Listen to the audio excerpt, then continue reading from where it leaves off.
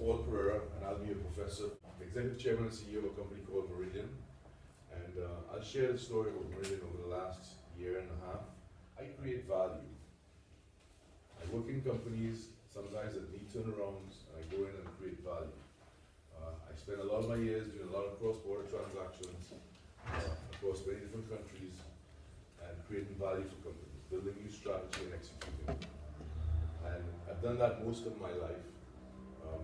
In many cases, in companies that I have a shared interest in, and in some companies that I just go in there to turn around and do a job and get out.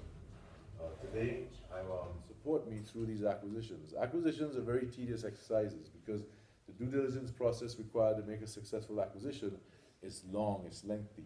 Sometimes you have to deep dive into certain verticals of that company's operations, albeit companies that may have just started, companies that just have a license.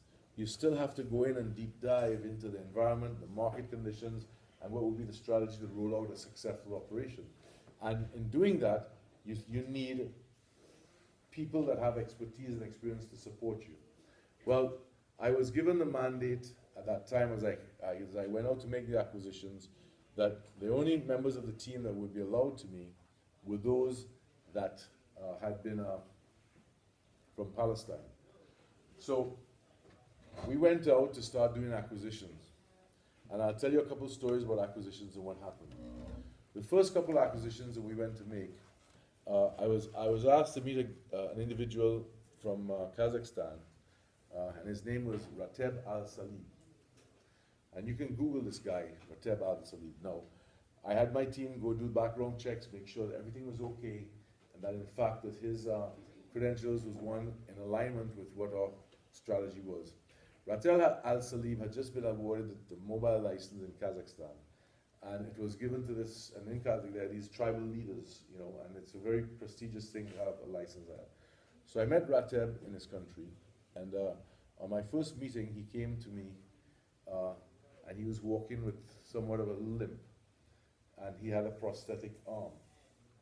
So I looked at him, and obviously he'd noticed me staring at him, and he said, "Hey, don't worry, it's actually not just my arm, it's the whole side of me got blown. I stood on a landmine."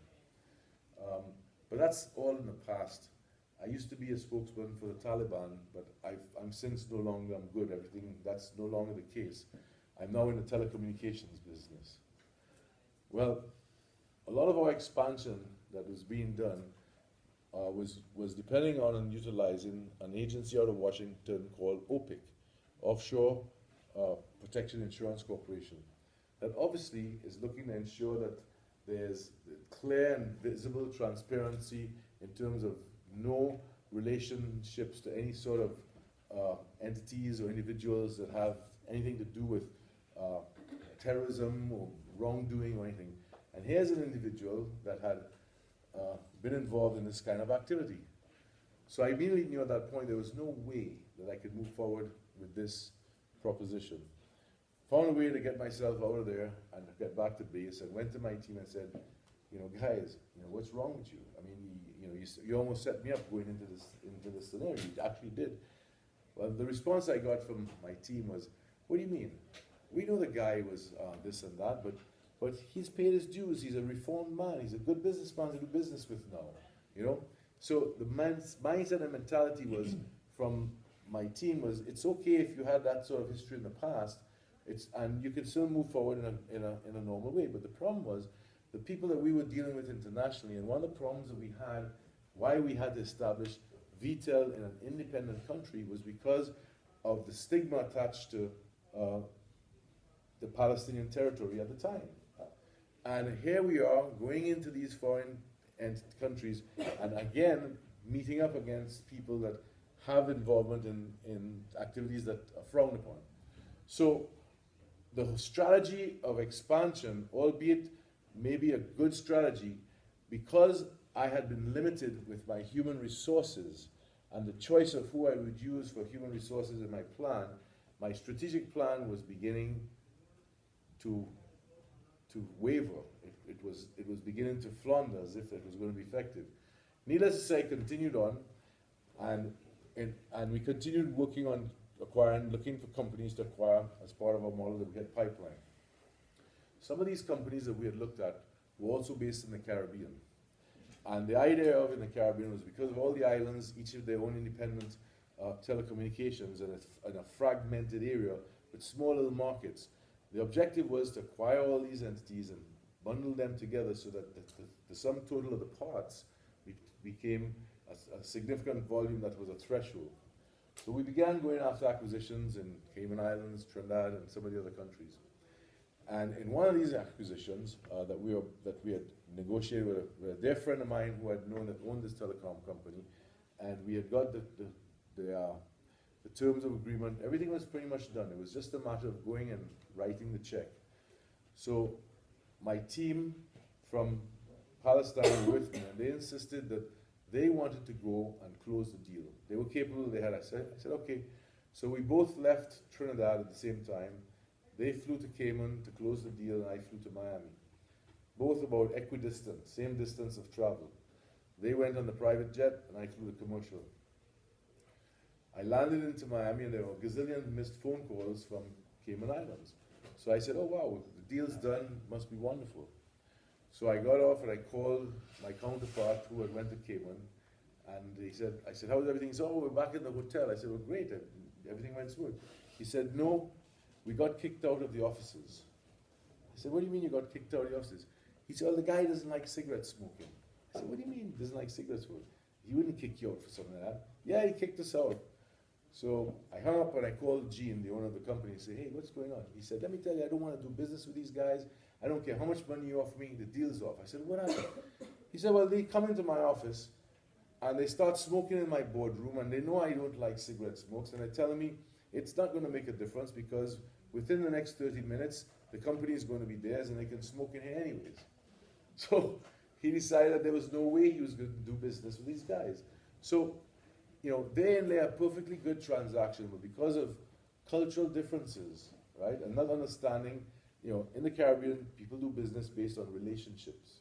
Building relationships are more important than doing a big dollar deal, because at the end of the day, after you collect the money, you've got to live with the people that you have done this deal with. And in the case of the Cayman Island project, the seller of the telecom company was a wealthy individual. He didn't need any more money, but he was just doing what he considered to be good business. He was a business partner of mine. He knew me and felt that it would be a good transaction. But when my team went in there, and with the lack of experience of how to deal with cross-border transactions and understanding different cultures and cultural differences and how they translate to business, was unable to effect the transaction because they lacked the experience. They didn't do anything wrong. They were just being themselves. You know, it's in the Middle East, everybody smokes cigarettes, and they smoke it everywhere. It's not uncommon to sit down in a boardroom of a cloud of smoke as you do business, because everybody smokes. So when they were in the Cayman Islands, they continued operating in the same manner that they were accustomed to in their homeland. But it was offensive to someone in a different country, and therefore, unknowns to them, it translated into a bad business deal. And so the deal went dead, and Gene refused to come back to the table. We couldn't do it. And similar situations happened like that with my team over and over again. The only one that we had actually successfully done was an acquisition in Barbados. And the only reason that I was able to do that acquisition in Barbados, in that region, was because I had mandated that the team step back. I will bring it to the point where I had the company relisted, I'd have the board of directors restructured and the acquisition done, and I would hand it to them on a silver platter, and they can do with it as they please. They allowed me to do that, and I handed to them on a silver platter a fully restructured, relisted company on the stock exchange that we had acquired. And I was able to do that several times over for VTEL by myself. Since then, and since my departure from there, they had made no acquisitions. And one of the problems with it, with the strategy, was, as much as the strategy was a great strategy, it lacked the human resource element of international expertise and cross-border transaction experience. So VTEL struggled for a little while in executing their strategy because they didn't have the human resource complement. Today they've since started hiring in outside of Palestine, and Vitel is a thriving business, and they continue to make decent acquisitions moving forward. But there was a period of time when they were unable to make any acquisitions because they didn't have the professional expertise to effect those acquisitions. So therein lay an example of a perfectly good strategy without any lack of execution, but with one fundamental flaw. Because of the limitation of the human resource element, it potentially could have failed. In many cases you find, although we have all this technology, there are times when you have to sit down face to face with people to do a transaction, to negotiate a deal. We use polycoms and video conferencing and whiteboard and all this stuff we have out there. But at the end of the day, you want to feel that person's body language when you're negotiating a deal, and it allows you to plan your strategy. Right there. In some cases, you got to shift your approach as you're sitting down talking. And it's hard to understand a character, a person's character behind his words. Sometimes you can tell, but the person hides behind the words on the internet or on an email. It's not as easy as if you're sitting down face to face. The other reason I teach is because I enjoy talking about my experiences. Coming here for 2 days, my phone doesn't ring while I'm in class, and it's almost like a therapy, sitting down and having a discussion and sharing experiences, listening to you challenge and give feedback. And that's why this class is different, because it's more interactive, because I want to share experiences with you, but I want you to challenge, to agree, disagree, inquire, query, because that's how you're going to learn. At the end of the day, I don't want you to have to leave this class and have to go look at chapter 16 for SFAS and EFAS, so to go and look at chapter 20 and see what were the subsections of the plan. I want you to be able to leave here and have a tool with you that you'll remember. I call it 3 Ps. Participation, your presentation, and your paper. And if you can get through those 3 Ps, hopefully most of you will get an A. In fact, the way I grade this class is pretty different than most people. I give everybody that comes in here, you start with an A. I'm assuming that you're all capable of getting through this class and getting an A. Your challenge is to keep the A. So over the next couple of days, through your participation, through your presentations, and eventually your research paper at the end of the course, your objective is just to keep that A. So a little bit different. So you're not starting at 0 hoping to get up to 100. You're started, I'm giving each of you 100 out of 100 to start with right now. That's your mark. And so over the next couple of days, I'm going to score you based on the carrots and the presentations and your participation. And hopefully most of you will end up leaving this class with a high grade that keeps you an A, and then your research paper will just solidify it. Okay? We'll look at the model, we'll share some experiences, we'll look at different types of strategy and where we use strategy. I'll share some real-time examples with you. You see this lid?